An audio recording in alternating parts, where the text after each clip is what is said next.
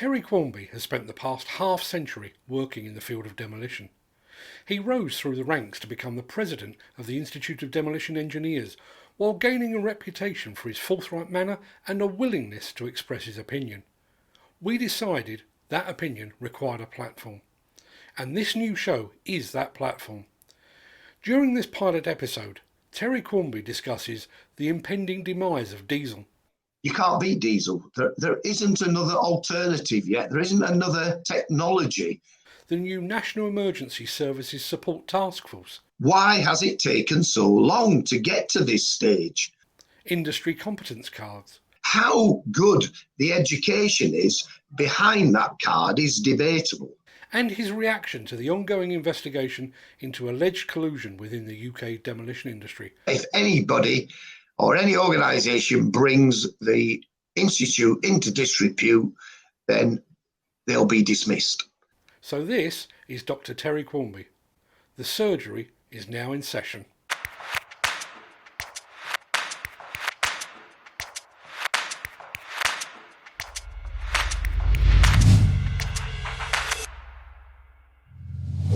We've seen lots of different variants of fuel being used in plant and equipment. Say LPG, for example, that's been in use for many years. Forklifts and one thing and another, and even in not just commercial but domestic vehicles.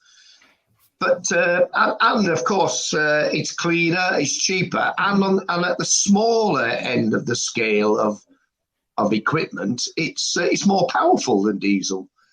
But when we get to the big stuff, the types of plant and equipment that we need to use to fulfil our requirements in our sector, and when you get to machines that are heavier than 35 ton, for example, right the way on up to 100, 200 tons, you can't beat diesel. There isn't another alternative yet. There isn't another technology that's been developed that a diesel engine can be taken offline for.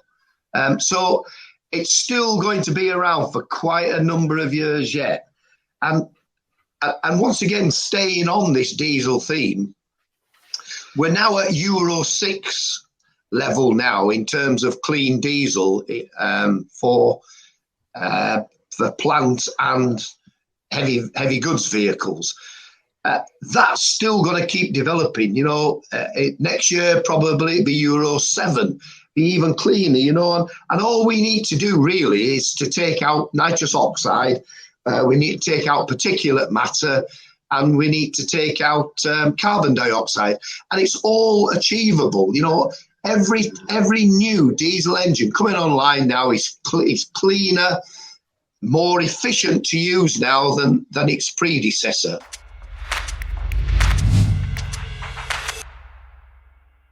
All of this really is, why has it taken so long to get to this stage? Why haven't government agencies and non-governmental agencies come to the realization that just as say, the way that we look at things, just from our point of view, is we know that constructors know very little, and some of them know nothing at all about demolition and methods, methodology and plant use and one thing or another. And we've accepted that as to be the norm. But we also got to accept as well that if you look upon the lines of the fire brigade in the way they work, they can't be expected to know everything there is to know about structural appreciation either, can they? Just by simply observing a building. It's an impractical aspect to even consider. And therefore, they need assistance, don't they? They need help from those agencies or those organisations or even those individuals that do have a good structural appreciation and that can give them sound advice. We've seen in the past, haven't we, where we've had fatalities arisen with firemen going into a building that was inherently unsafe but appeared to be safe. I think we had one in the Midlands quite a number of years back where they went in to rescue somebody in a steel frame building. Now, with the best will in the world,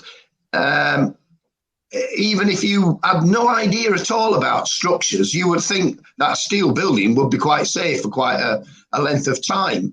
And that if it was a timber building, on the other hand, you wouldn't have an awful lot of time. But the reality is that timber is a lot safer or stays a lot stable for a lot longer length of time than steel does. Because once heat has got into the steel, it changes the molecular structure of it and it becomes malleable and it fails very quickly. Whereas it takes a long time to burn through a big timber section. You know, it just chars on the outside for first. And you don't have to be a demolition expert to wince, I think, is probably the right word to use.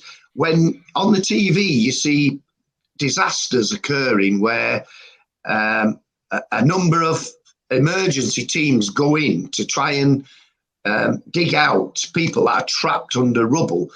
And, you know, 9.5 times out of 10, what you will see is a big excavator sitting on top of the rubble with a big bucket on and huge teeth on the bucket digging into the rubble. I mean, if I was under that rubble, that's the last thing I want trying to release me from an early grave, shall we say. I'd much prefer if somebody had gone to a demolition company who had a machine with attachments such as selector grabs, rotation selector grabs, shears, grapples, anything like that, that you could get hold of a piece of rubble and lift it off rather than drag it off and possibly do some untold damage to somebody that was underneath it. So, yeah, I just think it's a natural thing that I wish they'd come to the demolition. I wish the fire brigade would come to the demolition industry more often than they actually do. I mean, I can go back into the 1990s, early 1990s, and I had a telephone call from Belfast Fire Brigade, their urban search and rescue teams. And this sub officer was very interested to learn if the demolition industry could do anything on their behalf, having himself seen quite a lot of buildings collapse in Belfast during the Troubles and the problems that they had in trying to release people from that rubble. So I went over there to talk to him at that time, and we were going to format some sort of training course for his guys in the fire brigade out there so that we could give them some appreciation of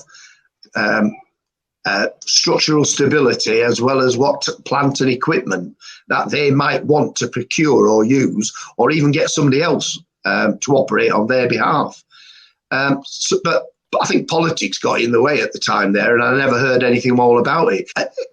And in fact, it's telling, isn't it, that you get these other organisations that do have an appreciation of the skill set that a demolition contractor and his men has. It doesn't seem to follow through, does it, to the constructors? They don't seem to get it at all, do they? That the demolition industry is very skillful, has got a lot to give has a lot of influence to give to, even construction projects, let alone on search and rescue and the emergency services. So the more people that have or get to that realization that the demolition sector is a sector that should be taken seriously, and its people that work within it are very skillful, very knowledgeable, and very experienced. Let's hope that we get to that stage quicker than we have done in the past.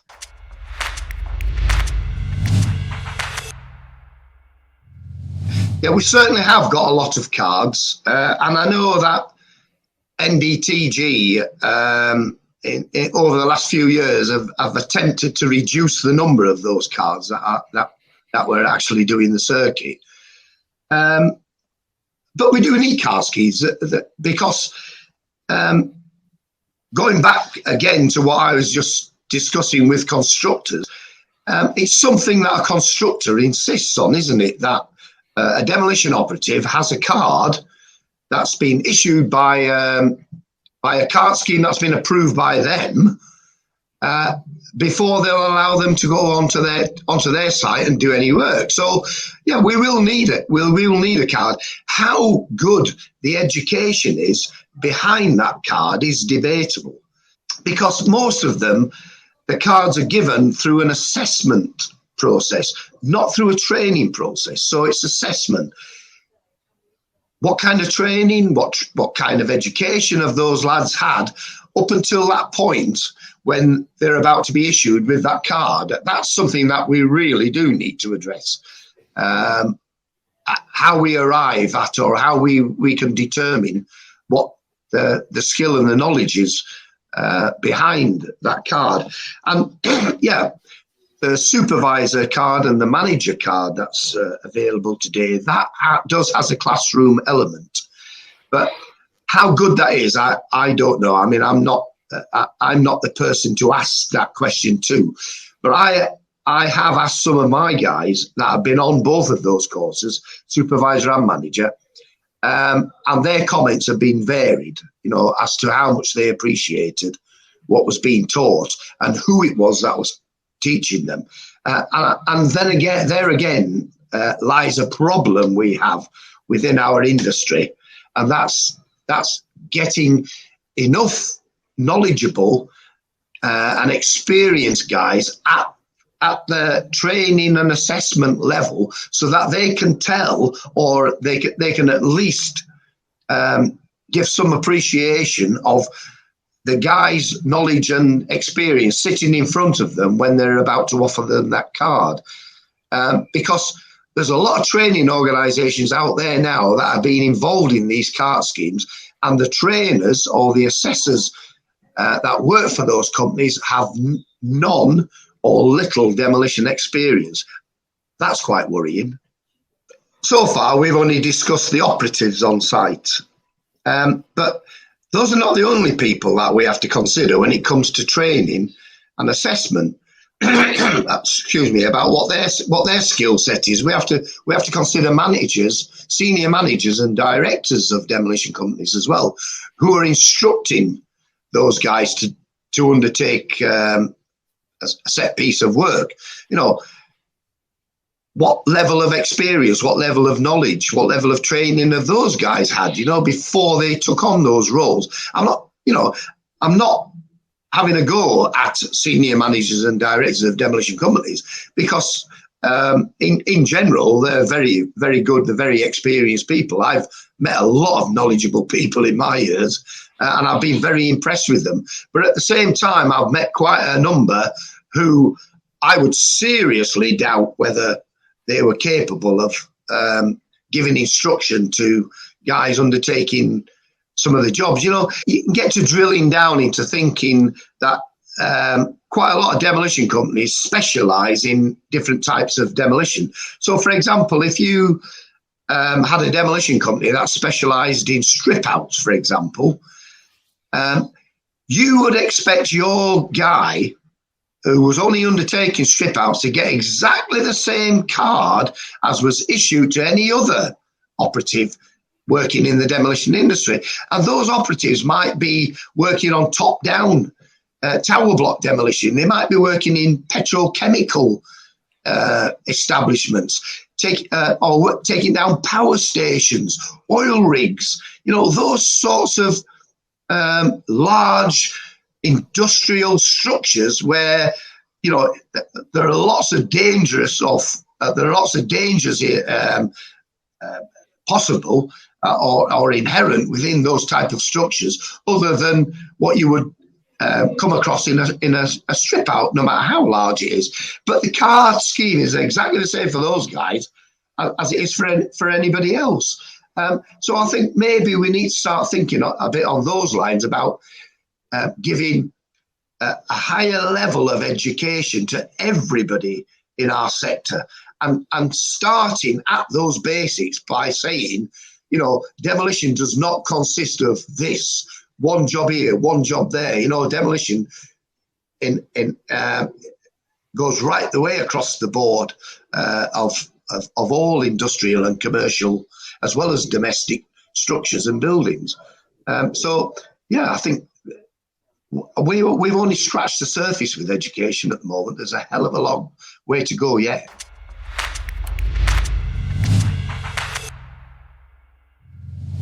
What you've got to remember is that the Institute of Demolition Engineers is for individual members. It's not a corporate organisation, it's for individual members. So those members individually have a duty to the Institute to pay its fees and dues on time if they want to retain their membership. Having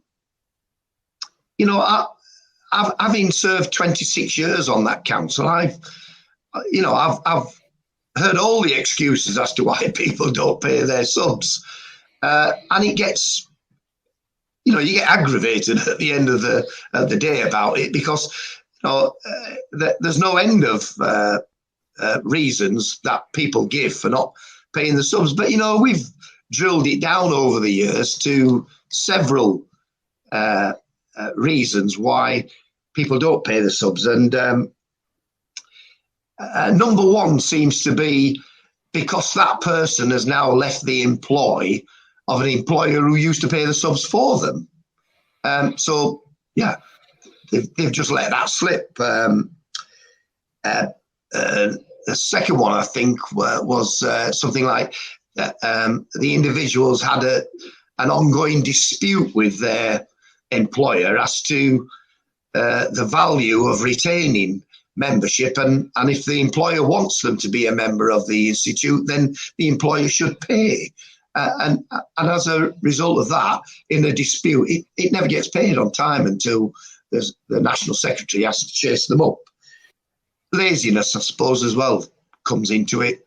A lot of the members are lazy. They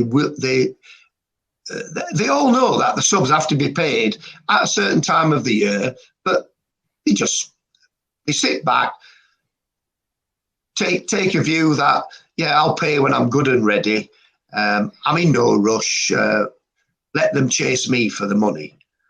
And then I think the last one really is, and this is something that the Institute really needs to think about, is, does a member think that they're getting value for money?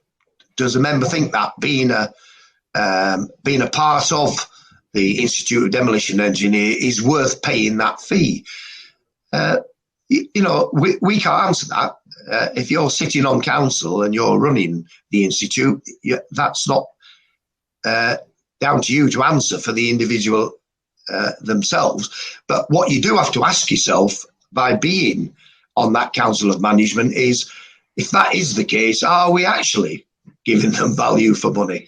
And I have to say as well, just on the fee paying, at the Institute of Demolition Engineers, annual subscriptions are amongst the cheapest that you'll ever find in any institute in the UK today. There's a more important issue at play, and that is making sure that the Institute retains standards that are not necessarily set by the Institute itself, but are set by the Engineering Council. So if you want to be a recognised institution in the UK today, you have to affiliate yourself with other organisations that are recognised by government and non-governmental organisations as setting standards for industry. And that's what we've had to do.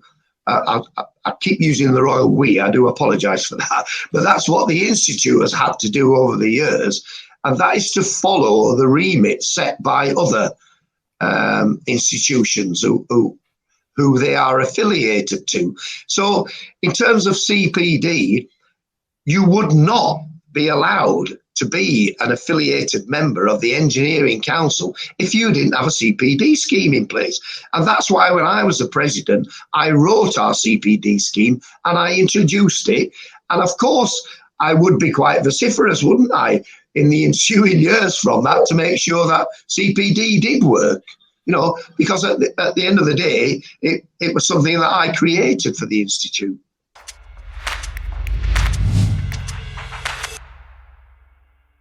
I am aware that there are corruption charges about to be laid on organisations or individuals. I mean, I've not really researched that because I've not been involved in it either myself.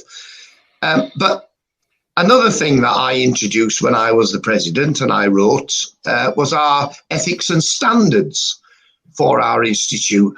And that's available to any member. In fact, it's available to non-members. You know, it's online. You can read it, and it states in there that if anybody or any organisation brings the institute into disrepute, then they'll be dismissed. So that goes for anybody. It's irrelevant at the end of the day who that person is. If you thought that you were going to bring the institute or even the NFDC, for example, or the training group into disrepute from something that you have done yourself and you know has been a criminal act, then yeah, you should fall on your sword. Yeah, remove yourself from office, take yourself right away from the that organisation so that it doesn't get dragged into the mire. And just getting onto this subject matter as well, the officers of the institute, irrespective of what position they might hold in their companies, or irrespective of what they do in their trading hours for their organisations, also have a responsibility to the institute. They've allowed themselves to be elected into a position where they are part of the governing body of the institute. And standards and ethics applies to those people as well. You know, and I'm quite clear on this, and I always have been quite clear on this, which is why I've not always been a popular figure. And that is, if you don't do anything when you're on that committee or on that council of management, because you don't seem to have the time because you're running your own organisation or you're doing whatever you need to do, you need to come off that council rather than sit on it and take a role that has no function and has no real reason, or you have no real reason to be there. You're not doing yourself any favours and you're not doing the members any favours at the end of the day either.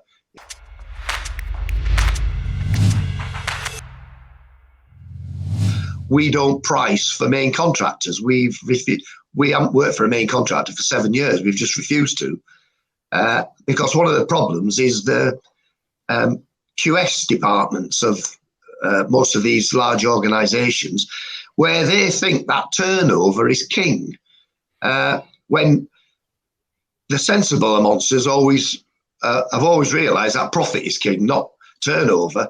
But you know, if you want to be involved and win a large job, part of the criteria or the tendering criteria generally is what your turnover is. How big is your turnover? Do you have enough money going through your organisation to fund and finance this large job? Most SMEs will procure plant, equipment and labour to the size of the job that they're undertaking. So, for example, even our own company now, I mean, we could probably do, say, a big office block, and we've got enough plants, we've got enough equipment, and we've got enough good operatives to be able to do that job. But if we were to be given a power station or an oil rig or a refinery or something along that scale, could we realistically do that job? Yes, we could, because we've got the skill set, we've got the people within the organisation to be able to take a job like that on. A QS will say, no, you haven't. You can't do that. You're not big enough to take on that job. You know, which is a nonsense, because all we would do is procure more plant, we would procure more equipment, and we'd bring in extra or additional labour if we needed to do. And at the end of the job, we'd just drop it all back off again and revert back to where we were before. No, ultimately doable. And if we had that sort of attitude prevailing right the way throughout the construction industry and the demolition industry together, and we level the playing field for everybody, then perhaps we'd never have to get involved in all of these corruption scenarios. There would be no need of it, would there?